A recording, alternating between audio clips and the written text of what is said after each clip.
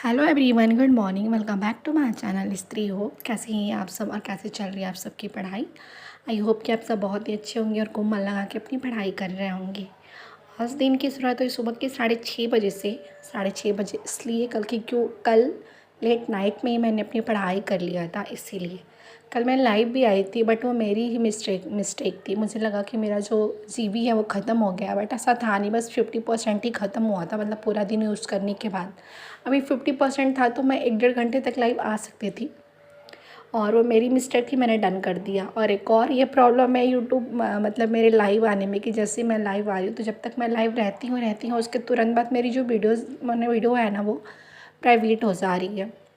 तो इसलिए फिर मुझे उसको दोबारा से पब्लिक करना पड़ता है।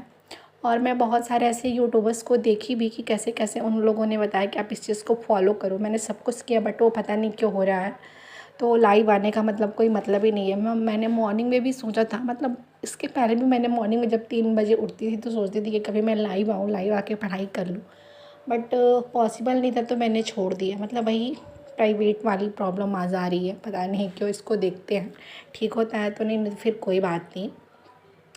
और आज मॉर्निंग में थोड़ा सा मेरा नहाना धोना बहुत ही लेट हो गया, क्योंकि आगे घर में फ्रंट मतलब जो है घर का पोर्शन, वहाँ पे काम चल रहा था, तो काफ़ी लेट हुआ। थोड़ा सा टाइम मिल गया था मुझे, मतलब कि सब्ज़ी और दाल मैंने बना ली थी, तो मैंने अपनी सेकंड स्लॉट भी सुबह मॉर्निंग में स्टार्ट कर दी थी। जैसे कि मैंने कहा है कि जो मेरे छोटे छोटे टाइम होते हैं मैं उसको कलेक्ट करके अपनी पढ़ाई करती हूँ, चाहे वो 10 मिनट का हो। और मैंने यहाँ पे भी बस 30 मिनट की पढ़ाई करी, 30 मिनट्स की, क्योंकि बच्चियाँ दोनों आ गई थी पास में।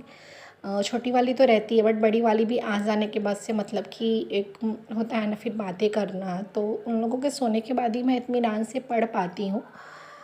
तो इसलिए वो आ गई थी, तो बस मैं यहाँ पे आधे घंटे ली, और ये भी मेरे साथ ही में थी आगे। जैसे कि मशीनरी कुछ काम हो रही थी घर में, तो इतना वो खड़खड़ खड़खड़ कर रहा था कि डर रही थी, मतलब किसी के पास जा ही नहीं रही थी। इसीलिए मैंने इसको लेके ही अपनी पढ़ाई करी।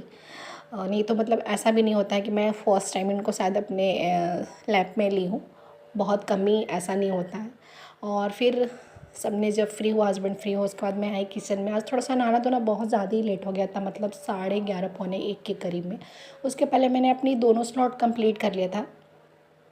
और सॉरी, फर्स्ट ही स्लॉट था रात को, क्योंकि मॉर्निंग में तो उठी नहीं थी। मॉर्निंग में ना उठने का रीज़न वही था, लेकिन थोड़ा सा अच्छा भी नहीं लगता, क्योंकि आदत है मॉर्निंग में पढ़ने की ना। तो एक होता है ना कि मैं 4 बजे उठती हूँ, तो थोड़ा सा मेरा माइंड भी बहुत ज़्यादा फ्रेश रहता है और मैं अच्छे से पढ़ाई कर लेती हूँ। लेट नाइट पढ़ाई करना मतलब सुबह लेट उठना मुझे बहुत अजीब सा लगता है, मतलब सारा दिन लगता है बेकार चला जाता है। इसलिए सबकी जो अपनी अपनी पढ़ने की शैली है वो अलग है, तो इसीलिए। और बस वही खाना पीना करके मैं अपनी क्लीनिंग की काम स्टार्ट करी। अभी हमारे घर में 1-2 दिन में बहुत सारे गेस्ट भी आने वाले हैं, तो फिर भी जो भी अपना है दिनचर्या, वो बस ऐसे ही निरंतर जो अपनी पढ़ाई है चलती ही रहेगी, जैसे तैसे जैसे मेंटेन करना होगा अकॉर्डिंग टू काम। तो उसके हिसाब से मैनेज करेंगे, और इसके हिसाब से ही ब्लॉग भी जो होगा वो शूट करूँगी।